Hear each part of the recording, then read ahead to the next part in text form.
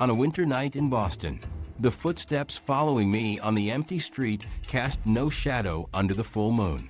No matter how fast I ran or where I hid, the echo persisted, perfectly synchronized with my movements. The most terrifying part wasn't the sound, but discovering the dark history behind those ghostly steps. You're entering Universe Paranormal, where the unknown comes to life. I'll never forget that night in the outskirts of Boston. The walk home from the bus terminal was long, but I knew the route through the old residential area well. The full moon illuminated the deserted streets, while the December cold cut right to my bones. At first, I paid no attention to the echoing footsteps behind me, as it was normal for others to be heading home at that hour. The steps maintained a steady rhythm, neither too close nor too far, as if someone was following at a careful distance. I turned a corner to confirm my suspicions, but when I looked back, there was no one there.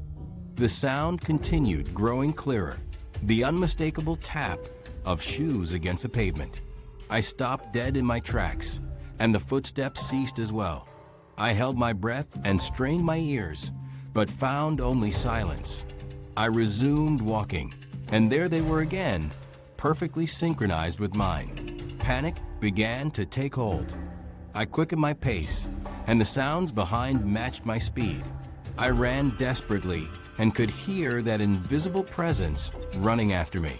Cold sweat soaked through my clothes as I zigzagged through alleyways trying to lose my pursuer. I ducked to a dark doorway and waited, holding my breath.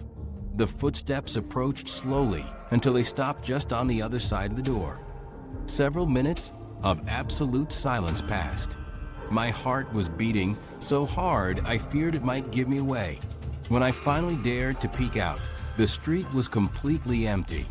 I exhaled in relief and left my hiding place, but I had barely taken 2 steps when I heard them again, this time so close I could almost feel breathing on my neck. I froze in terror when I realized they cast no shadow on the illuminated pavement. For the rest of the way home, I ran without stopping, while those ghostly footsteps pursued me relentlessly. When I reached my house, I locked myself in and collapsed against the door, trembling. The footsteps stopped on the other side, but throughout the night I could hear them prowling, going up and down the building stairs, as if stalking me. The next morning, I researched the local archives and discovered that 30 years ago, on that same route, several people had mysteriously disappeared. Witnesses reported hearing footsteps following them before the victims vanished without a trace.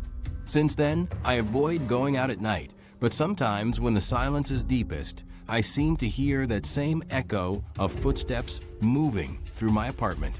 And I know that sooner or later, that invisible presence will find me again.